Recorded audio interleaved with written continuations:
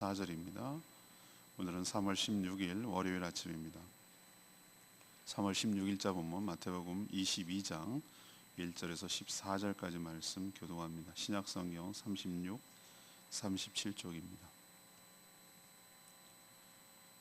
예수께서 다시 비유로 대답하여 이르시되 천국은 마치 자기 아들을 위하여 혼인잔치를 베푼 어떤 임금과 같으니 그 종들을 보내어 그 청한 사람들을 혼인잔치에 오라 하였더니 오기를 싫어하거늘 다시 종들을 보내어 이르되 청한 사람들에게 이르기를 내가 오찬을 준비하되 나의 소와 살찐 짐승을 잡고 모든 것을 갖추었으니 혼인잔치에 오소서 하라 하였더니 그들이 돌아보지도 않고 한 사람은 자기 밭으로 한 사람은 자기 사업하러 가고 그 남은 자들은 종들을 잡아 모욕하고 죽이니 임금이 노하여 군대를 보내어 그 살인한 자들을 진멸하고 그 동네를 불사르고 이에 종들에게 이르되 혼인잔치는 준비되었으나 청한 사람들은 합당하지 아니하니 내 거리 길에 가서 사람을 만나는 대로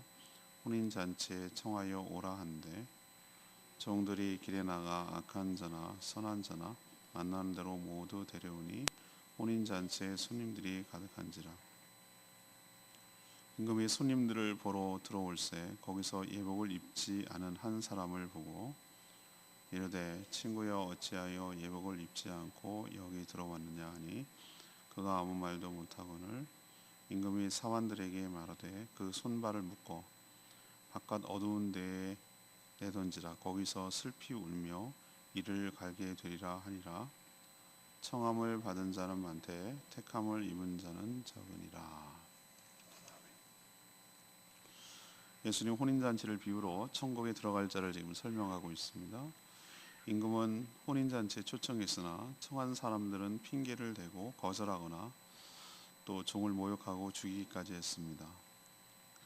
진노한 왕은 군대를 보내 그들을 진멸했습니다. 대신 누구나 초청을 했고 많은 사람들이 모였습니다.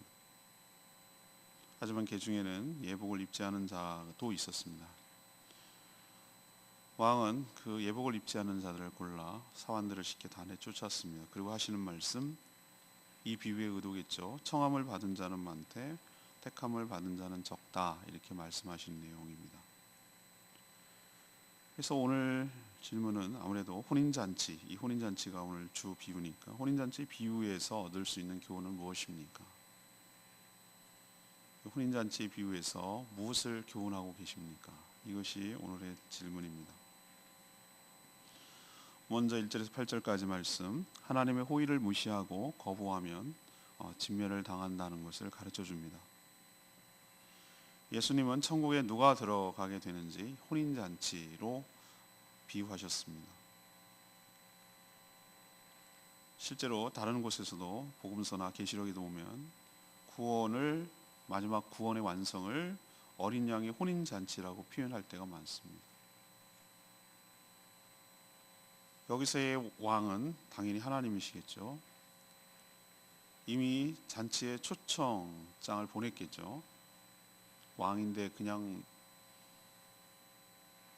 아무나 오라고 하지는 않았을 거고 반드시 사전에 우리도 청첩장 보내듯이 초대장을 보냈을 거라고 봅니다. 그리고 최대한 예우를 갖춰서 왕이 이렇게까지 품위 있게, 품격 있게 이미 다 전달이 됐을 때도 불구하고 종들을 보냅니다. 이렇게 하는 이유는 무엇이죠? 종들을 보내서 초청받은 사람과 함께 대동하여 오게 하려는 어떻게 보면 최고의 예우라고 할 수가 있는 것이죠. 그리고 왕의 잔치에 어떠하담을 설명해 주고 있어요. 종을 통해서 살찐 짐승 그리고 모든 것을 갖추었으니 라고 오늘 4절에 표현하는 걸로 봐서 이 잔치는 왕의 잔치이기도 하고 완벽하게 왕으로서 할 수 있는 최고의 것을 준비했다는 걸 알 수 있어요. 이게 천국 잔치죠. 그리고 정중하게 이 잔치에 오소서라고 예우를 갖추는 거예요. 왕이 보냈는데도 불구하고 이제 종을 따라서 왕이 보낸 종을 따라서 가기만 하면 돼요. 그렇지만 초청받은 자들은 어떤 행동을 보였습니까? 초청을 거절하고 무시한 거예요. 밭으로 간다. 자기 밭으로 간다. 아마 돌보고 농사를 지었겠죠. 또 사업하러, 자기 사업하러 간다. 뭐 장사하거나 여러 가지 뭐 비즈니스 때문에 움직였겠죠. 그러니까 핑계를 대고 왕의 잔치보다도 자기가 하는 일을 더 귀하게 여긴 것이죠. 참 이것도 참 그런데 더 심한 자들이 있었어요. 다른 남은 자들은 종들을 잡아서, 왕이 보낸 종 아니겠어요? 종을 잡아서 모욕하고 죽이기까지 했어요.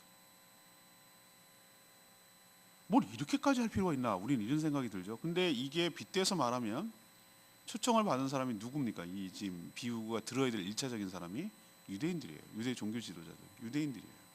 그들이 먼저 초청을 받은 거예요. 근데 이런 식으로 했다는 거예요. 하나님이 보낸 선지자들, 종들을 막대하고 함부로 하고 우습게 여기고 경멸하고 거절하고 무시하고, 이런 것이 이스라엘 역사잖아요. 그렇게 했다는 거예요. 왕의 종을 잡아 모욕하고 죽이면 이건 뭐와 똑같다고 말하는 거죠? 왕에게 그렇게 한 거예요. 왕의 대사기 때문에. 이거는 그냥 개인이 아니기 때문에. 그럼 어떻게 했습니까? 7절에 임금이 노하여, 하나님이 진노하셨어요. 그리고 군대, 천사를 보냈겠죠. 이거 비유로 치면 보내서 그 살인한 자들, 함부로 멸시하고 죽이고 한 모든 살인한 자들을 어떻게 한다고요? 진멸한다고. 그 동네를 불살라 버린다. 이건 지옥의 형벌을 의미하지 않겠습니까? 그죠? 진멸한다. 싹 없애버린다는 거. 그 동네까지 자취를 없애버린다. 당연히 이 비유에서 먼저 초청받은 사람 유대인이에요. 그러나 그들은 왕이신 하나님의 초청을 거부하고 거절하고 모욕했어요. 이 잔치가 구원을 상징한다면 이건 얘기가 달라지죠. 그냥 단순한 먹고 마시고 하는 잔치가 아니죠. 그리고 왕의 잔치죠.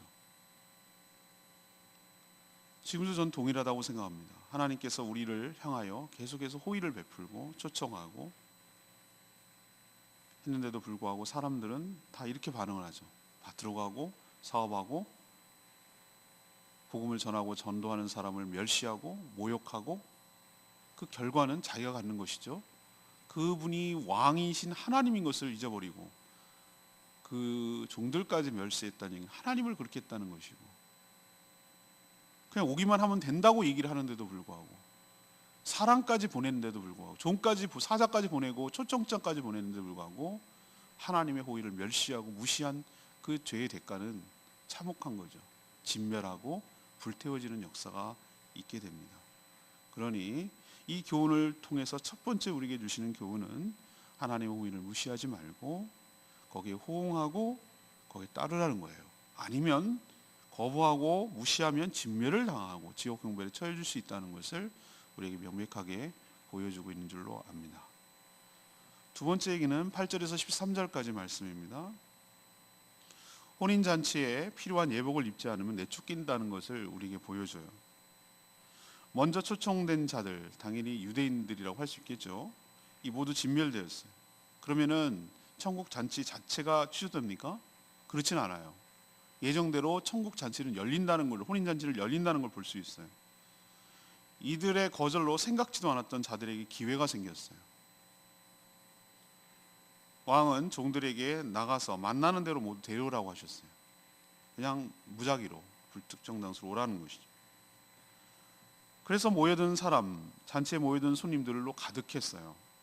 하지만 왕이 손님들을 보러 올 때 예복 입지 않은 사람들을 발견했습니다. 그리고 모두 내쫓으라고 명령했어요. 아니 무슨 손발까지 묶어서 뭐 예복 안 입었다고 오라고 해서 왔는데 이럴 수 있나? 우리 이렇게 생각하기 쉽잖아요. 하지만 당시 문화를 보면 왕의 잔치에 초대된 사람은 아예 들어오기 전에, 입장하기 전에 뭐 합니까? 복장을 지급해요. 이렇게 최소한 왕의 잔치니까 예우를 갖추라는 뜻에서 했는데 그것을 입지 않았어요. 거절했어요. 예복은 왕을 만나기 위한 최소한의 예의예요. 그런데도 그 예의를 갖추지 않았어요. 그럼 예복이 무엇을 뜻할까? 예복이 무엇을 뜻할까라고 했는데 다른 성경, 특히 계시록 19장 8절에 보면은 세마포 옷은 이 혼인잔치에 입는 세마포 옷을 말합니다. 세마포 옷은 성도들의 옳은 행실이라, 이런 표현이 나와요. 성도들의 옳은 행실이라. 그러면은 이 옳은 행실, 그러면 우리는 무슨 생각하면 도덕적이고 율법 준수 같은 것을 얼른 떠올려요. 옳은 행실하면은. 그걸 의미하진 않아요. 왕의 잔치는 아들의 혼인 잔치예요. 천국은 예수 그리스도와 교회와의 결혼으로 묘사를 했어요. 이 얘기는 뭔가 결혼을 통하여 하나로 결합되는데 예수 그리스도를 믿고 영접함으로 거듭난 자만이 천국에 들어갈 수 있다는 거예요. 이것이 합당한 예복이에요. 예수 그리스도의 의의 옷을 덧입어야 된다는 걸 뜻하는 거예요. 그래서 믿음을 옷에 비유해요. 거룩한 옷을 덧입고 들어가는 거예요. 우리는 원래 그럴 만한 자들이 아니에요. 이렇게 무작위로 그냥 일상으로 살아가는, 죄를 먹고 마시던 살던 그런 자들이에요. 근데 왕은 그런 자들을 초청해서 왕의 예복을 입혀줘요. 그리스도의 옷을 덧입혀주는 거예요. 그리스도의 거룩한 옷을 덧입혀주는 거예요. 그 옷을 입어야 된다는 뜻이에요. 그 옷이 없으면은 천국에 합당하지 않고 내쫓길 수 있다는 걸 보여주는 거예요. 우리도 예수 그리스도를 믿음으로 예수님이 주시는 그 그리스도의 거룩한 옷, 그 옷을 입고 천국에 들어가게 되기를 간절히 소망합니다. 세 번째 얘기는요, 14절에 나오죠. 단체 청함을 받은 자는 많되 택함 받은 자는 적다는 얘기죠. 8절에 보면 예수님은 비유로 말하면서 천국에 들어가지 못하는 사람을 두고 뭐 하다고 그랬죠? 합당하지 아니하니, 합당하지 아니하니 라는 표현을 쓰고 있어요. 네. 종들에게 잔치는 준비됐으나 청한 사람은 이게 안 맞는다 이거예요. 합당하지 않다라는 얘기를 했어요. 왜 그런가? 먼저 초청을 받은 특권을 얻은 유대인들은 막상 초청을 하자 거부하고 거절했기 때문에 합당하지 않다라는 뜻이죠. 이들은 천국 잔치가 무엇을 뜻하는지에 대해서 너무 무지했어요. 그리고 자신을 초청한 왕이 누구인지를 제대로 몰라보고 무례했어요. 왕의 종은 곧 왕이 보낸 것이기 때문에 왕이라 할 수 있는데 그들을 모욕하고 죽였어요. 결국 진멸당했어요. 그래서 이스라엘 모든 특권은 그들의 패역함으로 사라졌어요.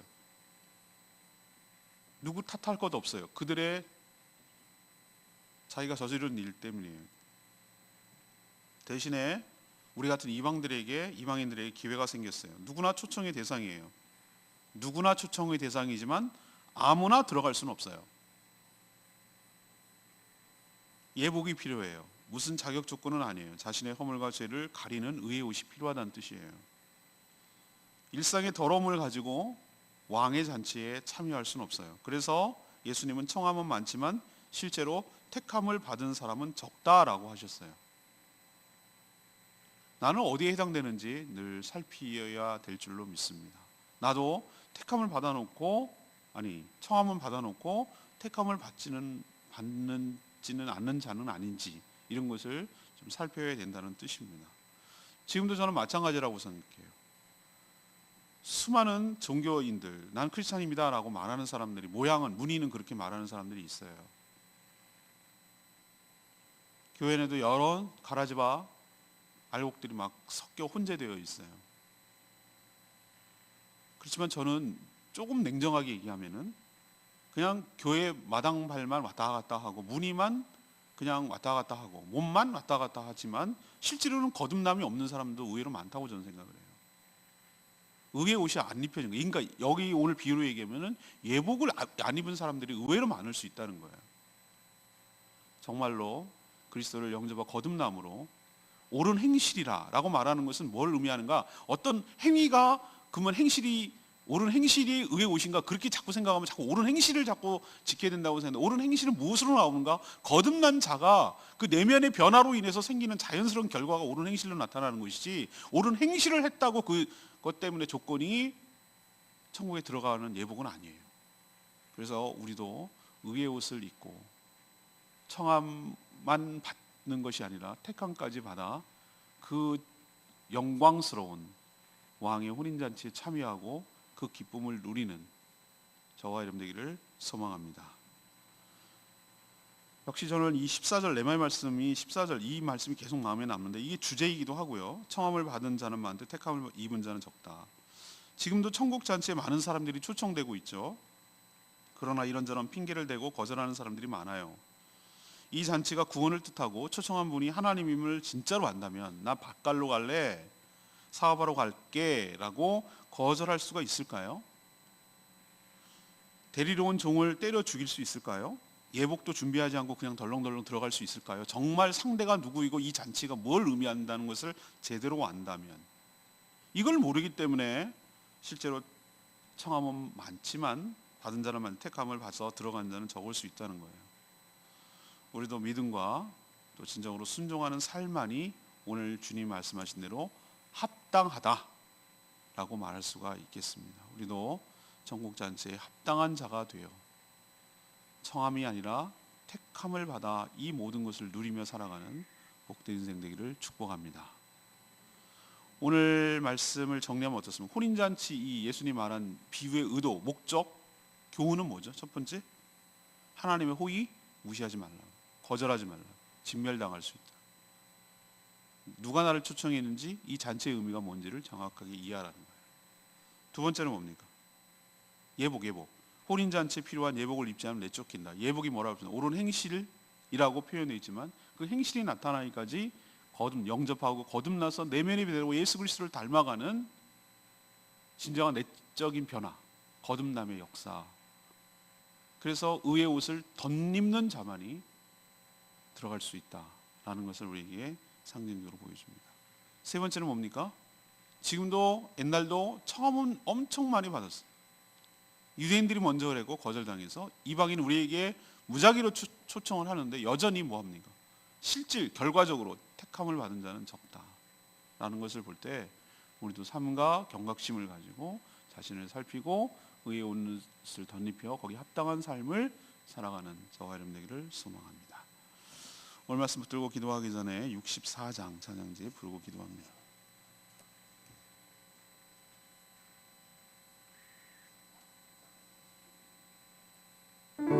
우리 함께 기뻐해 어린 양의 혼인잔치 얘기죠. 오늘 비유가 혼인잔치라고 말씀드렸습니다.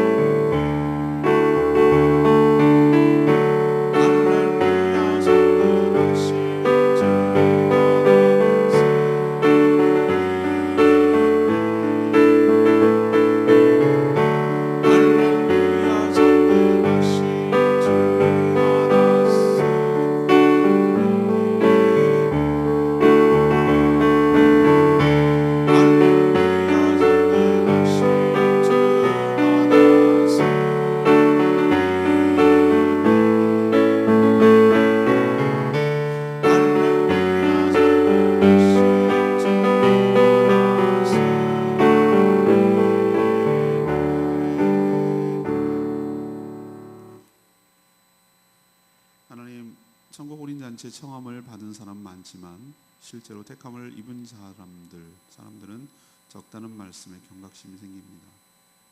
저 역시 잔치가 구원을 뜻하며 왕이 하나님임을 안다면 결코 거절하지 않을 줄 압니다. 천국 구원보다 더 시급하고 중요한 일이 없게 하여 주시옵소서. 주님의 호의에 호응하며 순종하게 하여 주시옵소서.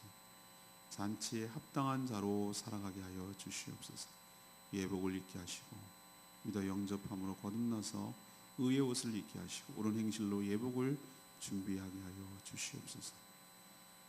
아무런 준비 없이 진멸당하거나 묶여져 어두운 데 던져지는 어리석은 비참한 일이 생기지 않도록 저희들의 삶을 주관하시고 인도하여 주시옵소서.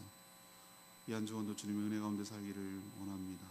다들 힘들고 어려운 삶을 살아가고 있지만 때를 따라 매 순간마다 주시는 하나님의 은총을, 그 섬세하신 보살핌을 경험하고 확신 가운데 살아가게 하여 주시옵소서. 지금도 병마와 사투하며 싸우고 있는 모든 분들을 회복시켜 주시고 막기 위해서 애쓰고 수고하는 모든 분들에게 힘을 더하시고 지혜를 더하여 주시고 속히 이 나라와 민족이 다시 일상으로 돌아오도록 평안을 느끼도록 주님께서 안전하게 지켜 보호하여 주시고 또 전 세계의 모든 사람들이 이 일로 인해서 어려움 겪지 않도록 하나님께서 보살펴 주시며 우리가 얼마나 오만방자하고 하나님을 욕되게 하고 함부로 살아가는 것인지, 작은 바이러스 앞에도 무기력하고 이렇게 두려운 존재가, 연약한 존재가 사람임을 깨닫고 하나님 앞에 좀 더 겸손하게 살아가는 저희들 되게 하여 주시옵소서. 오늘도 하나님 앞에 간구하는 기도마다 응답하시고 주님과 동행하는 복된 하루 되도록 인도하여 주시옵소서. 주님이 주시는 마음의 평안으로 두려워하지 말고 담대하게 살아가는 복된 하루 되도록 축복하여 주시고 주신 사명 잊지 아니하고 무엇부터 해야 될지, 무엇을 하며 살아야 될지 헛되이 인생을 허비하지 않게 하시고 알뜰하게 하루를 보낼 수 있도록 주님 축복하여 주시옵소서. 주님께 모든 것 맡기옵고 예수 그리스도의 이름으로 축복하며 기도합니다. 아멘. 이 한 주간도 주님 은혜가 없는 살기를 축복합니다. 오늘 CBS 생방송이니까 많이 문자 보내주세요. 충분히 기도하고 하루 시작합니다.